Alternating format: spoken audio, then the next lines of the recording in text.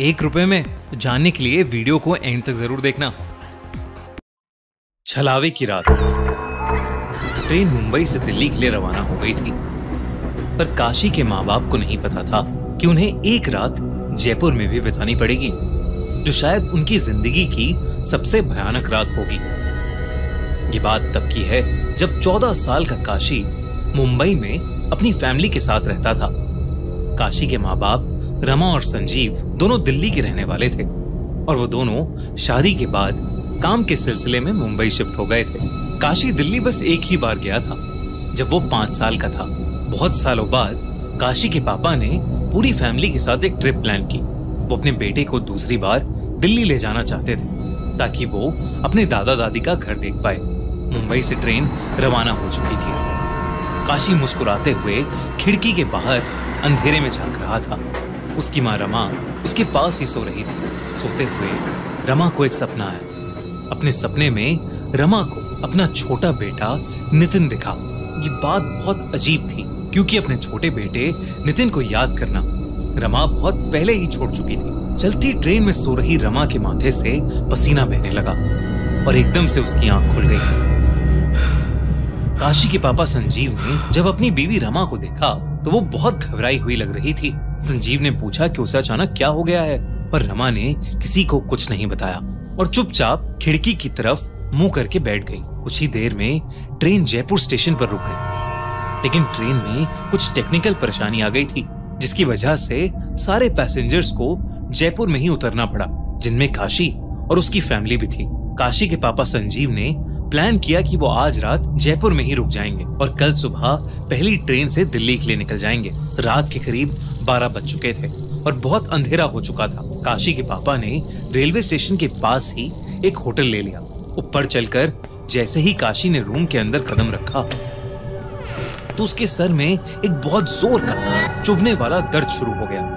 काशी ने सोचा कि ये मामूली सा सरदर्द होगा और इसलिए अपनी माँ को बिना बताए वो बिस्तर पर सोने के लिए लेट गया। काशी और उसकी माँ रमा एक रूम में सो गए और उसके पापा दूसरे रूम में, लेकिन रमा को नींद ही नहीं आ रही थी। वो पूरे टाइम अपने छोटे बेटे नितिन के बारे में ही सोचती रही। जब काशी 5 साल का था तब उसकी फैमिली में उसके छोटे भाई का जन्म हुआ था, जिसका नाम नितिन था। लेकिन नितिन के साथ एक बहुत बुरा हादसा हुआ था। 5 साल का काशी और करीबन 1 साल का नितिन अपने माँ बाप संजीव और रमा के साथ ऐसे ही ट्रेन से एक बार जयपुर जा रहे थे। काशी के पापा संजीव ने जयपुर से वापस लौटते हुए छोटे से नितिन को पूरे टाइम अपने हाथ में ही पकड़ रखा था। पर रात में करीब 2:30 बजे 2 मिनट के लिए संजीव की आंख लग गई। ट्रेन के छोटे से झटके से जब संजीव की आंख खुली तो नितिन उनके हाथ में नहीं था। ये देखकर संजीव ने जल्दी से रमा को नींद से उठाया और उसे सब कुछ बताया। फिर दोनों तुरंत नितिन को पूरी ट्रेन में ढूंढने लगे। वो अपनी आंखों पर बिल्कुल भी यकीन नहीं कर पाए जब उन्होंने नितिन को ट्रेन के खुले हुए गेट के पास बैठा हुआ देखा। किसी को कुछ पता नहीं था कि वो वहां कैसे पहुंचा। रमा और संजीव का दिल जोर जोर से धड़कने लगा और वो लोग जैसे ही नितिन की तरफ आगे बढ़े, ट्रेन में एक और झटका लगा और नितिन ट्रेन के बाहर अंधेरे में गिरकर कहीं गायब हो गया। रमा की ये देखकर चीख निकल गई। दोस्तों, अब मैं आपको बताता हूँ कि आप सिर्फ ₹1 में iPhone 16 कैसे जीत सकते हैं। जैसे आप जानते ही हैं, 29 मार्च को टाटा IPL मैच है गुजरात और मुंबई के बीच। आपको बस मैच शुरू होने से पहले डिस्क्रिप्शन और पिन कमेंट में दी गई लिंक से My11 सर्कल ऐप डाउनलोड करके उस पर अपनी टीम बनानी है। ये देखो कैसे दिल्ली के जय कुमार प्रसाद ने थार जीती है। तो आप आईफोन तो जीत ही सकते हो। गिव अवे कॉन्टेस्ट को ज्वाइन करो और जीतो ब्रांड न्यू iPhone 16।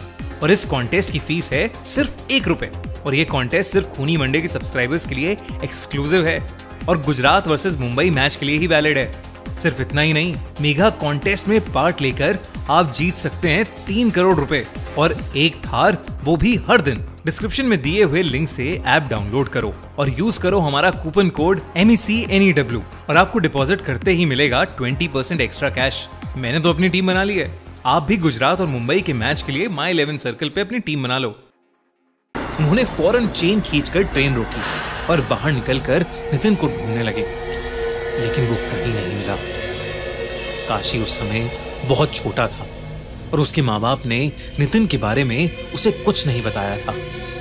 साल बीते और काशी को नितिन के बारे में कुछ भी याद नहीं रहा। यही वजह थी कि काशी को अपने छोटे भाई के बारे में कुछ नहीं पता था। ये सब सोचते सोचते रमा की आंखों में आंसू आने लगे थे। तभी उसे अपने बिस्तर के नीचे कुछ हिलता हुआ महसूस हुआ। वो चुपचाप बिना हिले पता लगाने की कोशिश कर रही थी कि उसकी नजर दीवार पर टंगी घड़ी पर गई। रात के 3:30 बज रहे थे। एकदम से होटल के रूम का टेम्परेचर गिरने लगा और रूम में बहुत तेज ठंड हो गई, जबकि बाहर गर्मी का मौसम था। रमा को जयपुर की गर्मी में तेज ठंड लग रही थी। रमा को कुछ बहुत अजीब लग रहा था। तभी रमा की पीठ के पीछे से एक आवाज आई, माँ, माँ पीछे मुड़कर मुझे देखो ना, मैं हूँ आपका नितिन। रमा के कान में कोई बहुत धीरे धीरे उसे पुकार रहा था और पीछे मुड़ने के लिए बोल रहा था। वो आवाज सुनकर रमा की रूह कांप गई और डर के मारे रमा एक ही करवट में लेटी रही। रमा को ऐसा लगा कि जैसे उसका छोटा बेटा नितिन वाकई उसे पुकार रहा है। वो मुड़ने ही वाली थी पर रुक गई। रमा को कहीं से याद आया कि जब कोई आत्मा पुकारती है तो पीछे मुड़कर नहीं देखना चाहिए। कुछ देर तक आवाजें उसे यूं ही पुकारती रहीं, पर कुछ मिनटों बाद वो अपने आप बंद हो गईं। ठंड भी अब धीरे धीरे कम हो गई थी और उनके रूम का टेम्परेचर भी पहले की तरह नॉर्मल हो गया था। जब चीजें ठीक हुई तो काशी की माँ ने बड़ी हिम्मत करके पीछे मुड़कर देखा तो उसे वहां कोई नहीं दिखा। कोई था तो बस काशी।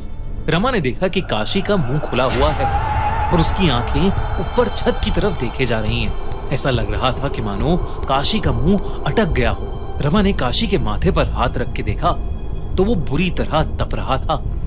काशी को बहुत तेज बुखार था। रमा ने काशी को दवाई खिलाकर उसके माथे पर गीली पट्टियां रखी, लेकिन उसका बुखार उतर ही नहीं रहा था। फिर रमा ने दूसरे रूम में लेटे संजीव को उठाया और उसे सब बताया। जब रमा और संजीव वापस कमरे में आए तो उन्होंने देखा कि काशी जोरों से कपकपा रहा है। ऐसा लग रहा था कि जैसे उसे दौरे पड़ रहे हों। अचानक से काशी की आंखें सफेद पड़ गईं और वो हवा में ऊपर झूलने लगा और तभी किसी बहुत ही छोटे बच्चे की हंसने की आवाज पूरे कमरे में गूंजने लगी। कमरे की सारी लाइट्स जलबुझ करने लगीं। वो लाइट्स भी जिन्हें कभी ऑन किया ही नहीं गया था। रमा और संजीव को कुछ समझ नहीं आ रहा था। संजीव जल्दी से होटल स्टाफ को चीखते हुए मदद के लिए बुलाने लगा।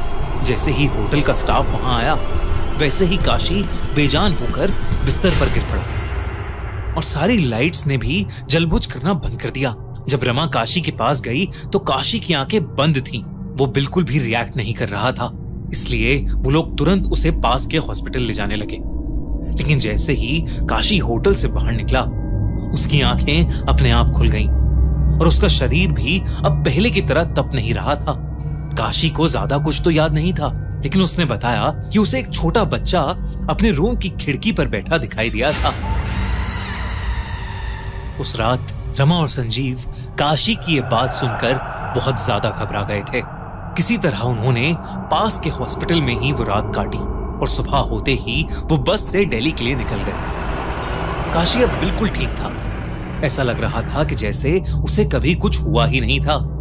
दिल्ली पहुंचने पर संजीव, काशी और रमा एक पंडित के पास गए और उन्होंने पूरी कहानी उन पंडित को बताई।